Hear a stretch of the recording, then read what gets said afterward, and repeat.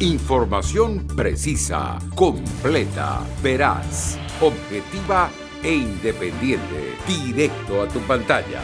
Radio Caracas Radio presenta Voz de América.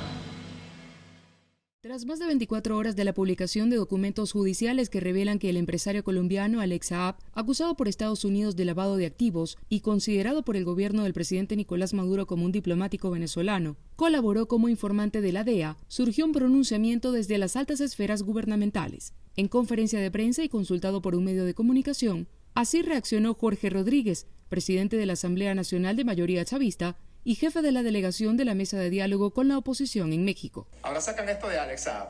Si es así, ¿por qué le sacaron 2 dientes golpeándolo salvajemente allá en Cabo Verde? ¿Por qué lo torturaron de manera indecible? ¿Por qué lo tienen en condiciones inhumanas en una cárcel, en una celda que no debería tenerse a ningún ser humano al que se le deben respetar sus derechos humanos? ¿Por qué lo someten a constantes mecanismos de terrorismo psicológico? ¿Por qué fue torturado una y otra vez allá en Cabo Verde? ¿Por qué? Es raro, ¿no? Porque Estados Unidos sabe muy bien cómo trata a sus espías. Camila Fabri, esposa de Saab, aseguró a través de su cuenta en Twitter que Estados Unidos miente y, según dijo, el empresario jamás perjudicaría a Venezuela. El gobierno del presidente Nicolás Maduro suspendió el proceso de negociación en México tras no lograr la incorporación de Saab como miembro pleno de la delegación oficial y durante los últimos meses ha organizado distintos eventos para defenderlo. Saab fue extraditado a Estados Unidos desde Cabo Verde en octubre del año pasado tras un largo proceso. Carolina Alcalde, Voz de América, Caracas. El gobierno del presidente Guillermo Lasso está empeñado en la lucha contra el narcotráfico y los golpes no han cesado. Cada día la policía incauta cargamentos de droga, especialmente en las zonas fronterizas y el puerto marítimo de la ciudad de Guayaquil, tanto que las bodegas ya están saturadas. Fausto Cobo, el director del Centro de Inteligencia Estratégica, lamentó que el narcotráfico se ha infiltrado en todas las esferas. Porque esa es la tarea de los criminales y los narcotraficantes, infiltrar las instituciones, inclusive a las empresas privadas. En lo que va del año ya se han incautado 25 toneladas de droga. En 2021 fueron 210 toneladas en todo el año. Lamentablemente, a la par de las incautaciones, también han aumentado los asesinatos por sicariato y el estilo de las ejecuciones apunta a los cárteles mexicanos. Hace pocos días arrojaron la cabeza decapitada de un individuo frente a las instalaciones del puerto marítimo de Machala, ciudad costanera al sur del país. Ante esta violenta situación, la ministra de Gobierno, Alexandra Vela, señaló que hay mensajes evidentes. Tienen como objetivo por parte de la delincuencia el lanzar una advertencia, en primer lugar, hacia el Gobierno nacional. En tanto, el presidente Guillermo Lasso reconoció en una entrevista que el narcotráfico ha avanzado en el país, pero también reconoció que se está combatiendo desde varios frentes, una afirmación que confirmó la ministra Vela al asegurar que se han reforzado ciertos equipos de trabajo. Un mayor control y movilización de equipos de carácter investigativo y de inteligencia. Por otra parte, Ecuador también ha extraditado a narcotraficantes requeridos por la justicia de Estados Unidos, como el caso de Brian Alberto Rodríguez Alcalá, presunto integrante del cártel de Sinaloa. Giselle Jacome, Voz de América, Quito. Las inconformidades por el asesinato de 5 periodistas en lo que va del año alcanzaron el espacio de la cotidiana conferencia de prensa del presidente Andrés Manuel López Obrador. En instalaciones militares de Tijuana, Baja California, comunicadores de la entidad alzaron la voz para expresar su inconformidad. Sonia de Anda, reportera del portal informativo Esquina 32, pasó lista de los colegas muertos. José Luis Gamboa, presente. Margarito Martínez Esquivel, presente. Lourdes Maldonado, presente. Roberto Toledo, presente. Ever López, presente. Ante la mirada seria del presidente, la periodista leyó un pronunciamiento con voz entrecortada, advirtió de los peligros a los que se enfrentan. Como en todo México, trabajamos bajo la sombra de ser atacados y asesinados por nuestro trabajo y los crímenes que se cometen en nuestra contra no se aclaren. Aquí desde Tijuana, donde enterramos a 2 de nuestros colegas, Margarito Martínez y Lourdes Maldonado, en menos de una semana no dejaremos de exigir justicia porque no se mata la verdad matando periodistas. En la rueda de prensa se dieron avances de las investigaciones sin que se conozca aún los motivos de los homicidios. El presidente López Obrador garantizó que no habrá impunidad y dijo que su gobierno no actúa con indolencia. A los integrantes del gremio, periodistas del país, que van a mantener protección y que no están solos. Y también el derecho a disentir y a protestar. Nadie ha sido ni será censurado. En los últimos días ha habido protestas en ambas cámaras del Congreso para demandar el cese de la violencia contra periodistas, así como respeto a la libertad de expresión. Las manifestaciones se dan en medio de una polémica debido a que el presidente dio a conocer las supuestas percepciones de un periodista que ventiló el caso de la renta de una casa en Houston por parte de su hijo y su esposa a un directivo de una empresa contratista de petróleos mexicanos. Sara Pablo, Voz de América, Tijuana, Baja California. El viceprimer ministro de Rusia, Yuri Borisov, llegó el jueves a Nicaragua para realizar una visita de trabajo en medio de las tensiones entre Rusia y Estados Unidos por Ucrania, que mantienen en vilo a la comunidad internacional. El diplomático fue recibido por el presidente Daniel Ortega, que aprovechó la oportunidad para ofrecer su solidaridad y aliento al gobierno de Vladimir Putin. Estos son momentos en los que nuevamente los imperios atentan contra la paz. Y atentan contra la paz en la forma en que están agrediendo a Rusia. Le expresamos al pueblo de Rusia, le expresamos al presidente Putin nuestra solidaridad y nuestro aliento en esto. Aunque expertos en temas de seguridad y relaciones internacionales consideran que el arribo a Nicaragua del funcionario ruso forma parte de la búsqueda de apoyo de su gobierno en medio de las tensiones con Estados Unidos por el conflicto con Ucrania, durante el encuentro el viceprimer ministro ruso Yuri Borisov expresó que el objetivo de la visita era estrechar los lazos de cooperación entre ambos países. A continuación, sus declaraciones a través de la traducción oficial. En el último año, el intercambio de mercancías entre nuestros países ha crecido 3 veces, superó 160 millones.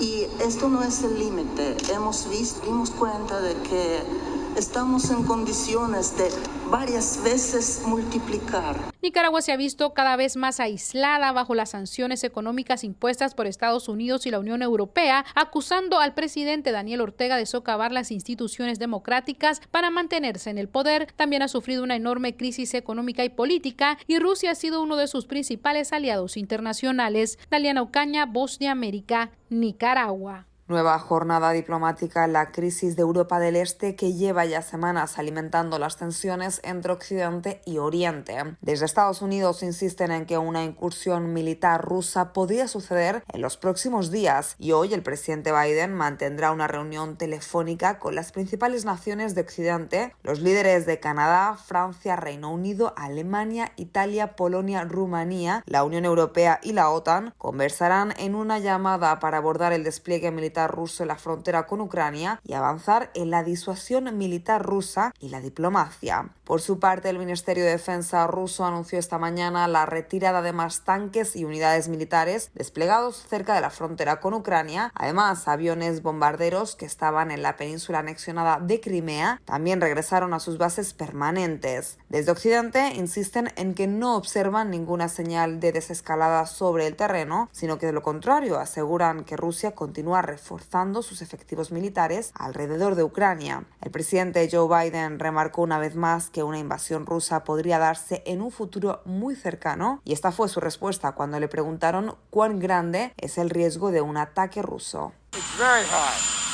Es muy alto porque, número 1, no han quitado ninguna de sus tropas, sino que han traído más tropas. Y número 2, tenemos razones para creer que están planeando una operación de bandera falsa para tener una excusa para entrar. Los indicios que tenemos son que están preparados para entrar en Ucrania, atacar a Ucrania. Sin embargo, y pese a la alarma de Occidente, el ministro de Defensa de Ucrania, Oleksiy Reznikov, ha afirmado esta mañana que pese a que la amenaza es real, la posibilidad de una invasión rusa de gran envergadura es actualmente baja. Declaraciones que contrastan con las palabras del mandatario estadounidense. Al mismo tiempo, el ministro Reznikov señaló que lejos de las afirmaciones del Kremlin no hay indicios de una retirada de los 149.000 efectivos militares rusos Unidos desplegados en la frontera con Ucrania. Rusia, por su parte, continúa negando cualquier intención de invadir Ucrania y afirma que los movimientos militares forman parte de maniobras conjuntas con Bielorrusia y entrenamientos que finalizarán en cuestión de semanas. Judith Martín Rodríguez, Voz de América. Ante el aumento de ciberdelitos, el gobierno de Estados Unidos se ha visto obligado a tomar medidas especiales como la creación de un equipo nacional de control de criptomonedas y una unidad especial para el análisis de cadenas de bloques y de incautación de activos virtuales. El Departamento de Justicia estadounidense anunció que la encargada de dirigir este grupo será una experimentada fiscal reconocida por su trayectoria en el manejo de delitos virtuales. Eun Jong Choi es la designada para liderar el equipo de cumplimiento de criptomonedas. Esta fiscal trabajó durante casi una década como coordinadora de delitos cibernéticos y fue fiscal federal adjunta en Nueva York. El FBI dio a conocer la creación de esta unidad de explotación de activos virtuales luego de que en los últimos días se realizara la incautación financiera más grande en la historia del país, en la que una pareja de Nueva York fue acusada por aparentemente intentar lavar bitcoins, ahora valorados en $4.500 millones y que al parecer fueron robados en 2016 a través de un intercambio de moneda digital. Luego de los múltiples ataques de secuestro de datos que han impactado a varias industrias en el país durante el último año, el presidente Joe Biden ha instado a sus colaboradores a intensificar los controles del Bitcoin y otras monedas virtuales, ya que en la mayoría de los casos los piratas informáticos exigen un cuantioso pago en este tipo de divisas. A pesar de que en algunos casos el FBI ha logrado rastrear los pagos y recuperar el dinero, las organizaciones criminales utilizan una tecnología llamada cadena de bloques, con la cual usan bases de datos compartidas en una red de computadoras en la que los registros son difíciles de cambiar una vez agregados, haciendo que su rastreo sea muy complicado. Por su parte, la fiscal general adjunta Lisa Monaco hizo un llamado a todas las empresas que se ocupan de las criptomonedas para que eliminen cualquier tipo de abuso y destacó que las nuevas medidas son una clara advertencia para aquellos delincuentes que utilizan las monedas virtuales para impulsar sus esquemas. Héctor Contreras, Voz de América, Washington. Más personas en Estados Unidos solicitaron ayuda por desempleo la semana pasada, luego de 3 periodos consecutivos de declinación. Los pedidos subieron en 23,000 y se ubicaron en 248,000 para la semana que concluyó el 12 de febrero, informó el Departamento de Trabajo. Las solicitudes de los 7 días previos fueron revisadas a 225,000. De acuerdo con la agencia AP, el promedio para 4 semanas, que compensa por la volatilidad semanal, cayó en 10,500 a 243,250. Se trata de la segunda semana consecutiva de declinaciones tras subir durante 5 seguidas debido a la propagación de la variante Omicron del coronavirus, que afectó a negocios en muchas partes del país. En total, menos de 1.600.000 personas estaban recibiendo prestaciones por desempleo la semana que concluyó el 5 de febrero, una declinación de unas 26,000 en comparación con la previa. Este mes, el Departamento de Trabajo reportó un aumento sorpresivo de las contrataciones en enero, con las empresas añadiendo 467,000 empleos. Además, cambió hacia arriba su estimado de ganancias de empleos en noviembre y diciembre a un total combinado de 709,000. La tasa de desempleo subió apenas 0,1 para ubicarse en 4%, con más personas buscando trabajo, pero no todas consiguiéndolo inmediatamente. Incluso con la variante Omicron diseminándose rápidamente en este invierno, los empleadores han continuado contratando. El aumento de las infecciones afectó brevemente la fuerte recuperación económica del país de la recesión causada por la pandemia en 2020, pero las empresas parecen confiadas en el crecimiento a largo plazo. Los enormes gastos del gobierno y el lanzamiento de las vacunas impulsaron la economía, con las empresas añadiendo una cantidad sin precedentes de 6,400,000 empleos el año pasado. Con la nota económica desde Washington, Leonardo Bonet, Voz de América. La ceremonia de clausura de los Juegos Olímpicos de Invierno en Beijing se celebrará el domingo 20 de febrero y los organizadores de la próxima sede en las ciudades italianas de Milán y Cortina d'Ampezzo prometen organizar los Juegos Olímpicos de Invierno en 2026, que serán un regreso a la tradición. El presidente del Comité Olímpico Nacional de Italia, Giovanni Malago, restó importancia a las preocupaciones sobre la distancia entre las ubicaciones de las diferentes sedes italianas y los costos de algunas de las competencias, días y remarcó la vuelta de los Juegos a Europa. Regresaremos a la tradición de la vieja Europa, al antiguo continente, y decimos que la elección en la logística específica, los lugares, las sedes que durante muchos años desde el comienzo de los Juegos Olímpicos de Invierno fueron el templo, el monumento de estas disciplinas invernales, biatlón y esquí, cross, alpino, etc. Parte del público y grupos ecologistas en Italia han criticado la decisión de restaurar la antigua pista olímpica de deslizamiento Eugenio Monti, defendiendo que el costo y el impacto ambiental serían demasiado grandes cuando podrían encontrarse ubicaciones adecuadas ya existentes en los países vecinos de Austria y Suiza. Sin embargo, y pese a las críticas, Italia sigue adelante con sus planes de renovación. Italia albergó por última vez los Juegos Olímpicos de Invierno en 2006 en la ciudad de Turín, al norte del país, mientras que Cortina d'Ampezzo organizó los Juegos de Invierno en 1956. John F. Burnett, Voz de América, Washington. El presidente de Estados Unidos, Joe Biden, mantendrá una reunión telefónica el viernes con varios líderes occidentales para abordar el despliegue militar ruso en la frontera con Ucrania. Así lo informó un funcionario de la Casa Blanca. En este sentido, el Senado de Estados Unidos votó el jueves por la noche para mostrar un apoyo inquebrantable a una Ucrania independiente y condenar la agresión militar rusa hacia su vecino. Entre tanto, el Departamento de Estado de Estados Unidos dijo el jueves por la noche que Blinken y el ministro de Relaciones Exteriores de Rusia, Sergei Lavrov, acordaron reunirse en Europa la próxima semana, siempre que no haya invasión rusa en Ucrania. Por último, el expresidente Donald Trump y 2 de sus hijos deben declarar bajo juramento en la investigación civil que realiza el estado de Nueva York sobre sus negocios. Determinó así un juez el jueves. El juez Arthur Engoron ordenó que Trump y sus 2 hijos mayores, Ivanka y Donald Trump Jr., acaten las citaciones emitidas en diciembre por la fiscal general del estado de Nueva York, Letitia James. Desde Washington, Sofía Pisani, Voz de América.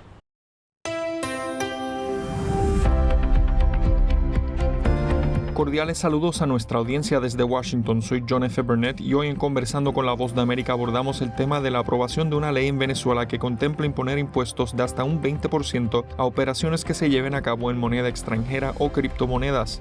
Nuestra corresponsal en Caracas, Carolina Alcalde, entrevistó a José Guerra, economista y miembro del Observatorio Venezolano de Finanzas, que delinea cómo funcionará esta nueva ley. Bueno, en Venezuela, cuando usted compra un bien, o paga por un servicio, usted paga el impuesto al valor agregado, que es 12%, la tasa de ese impuesto. Salvo productos tan exentos como algunos bienes, como los bienes alimenticios, entre otros. El problema se ha presentado porque la economía venezolana se ha venido dolarizando de hecho, y por tanto, al dolarizarse de hecho, muchas transacciones se hacen en dólares, tanto por pago en efectivo como por pago por medios electrónicos, básicamente por Zelle, PayPal, entre otros medios. Eso llevó al gobierno de Maduro a tratar de gravar, de ponerle un impuesto a ese tipo de transacciones. La manera en que encontraron de hacerlo fue con una modificación puntual a la ley de las grandes transacciones financieras, que está vigente. Se llama Impuesto a las Grandes Transacciones. Entonces, hicieron una reforma de la ley e incorporaron un articulado para cobrar ese impuesto cuando el pago no es en bolívares, sino en dólares, o en una criptomoneda diferente a la que emite el gobierno de Venezuela. A ver, entonces, ¿quiénes pagan el impuesto? Todo el mundo.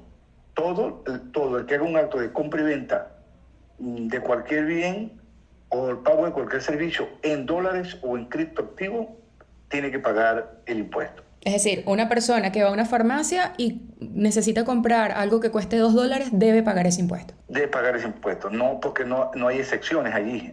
Lo que aprobaron no tiene exenciones. Y la tasa del impuesto varía entre 2 y 20%, una tasa muy alta.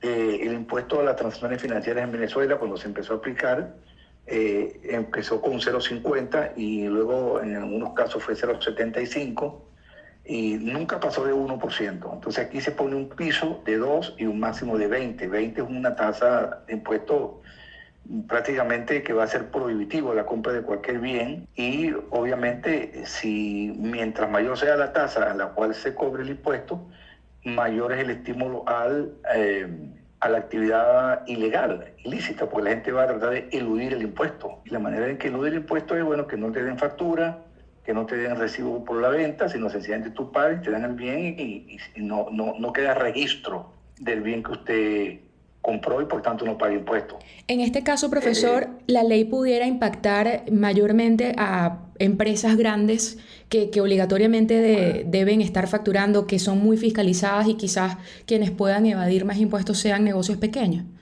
Es correcto lo que usted dice. Okay. Es decir, las empresas grandes tienen un sistema de contabilidad, no pueden pagar en efectivo, entonces son, digamos, más rígidas en cuanto al cumplimiento de la norma, y no se exponen pues a hacer transacciones en efectivo, sino todo lo hacen de manera automatizada por sistemas contables que tienen sistemas de pago, y son obviamente las que mayor van a pagar impuestos, porque ahora las empresas prácticamente las grandes no transan en bolívares sino en dólares, entonces esas son las que van a ser mayormente parte del objeto del impuesto que va a empezar a aplicar, que todavía no se sabe qué día va a comenzar, por cierto.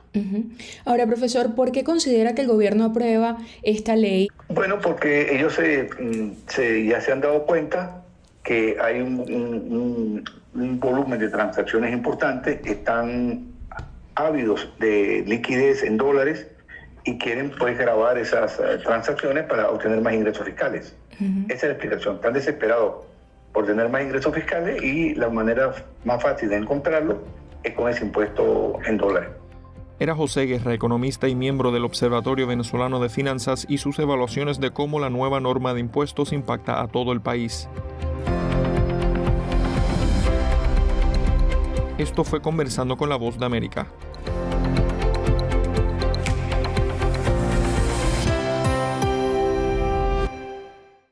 Información precisa, completa, veraz, objetiva e independiente. Directo a tu pantalla. Voz de América en RCR 750.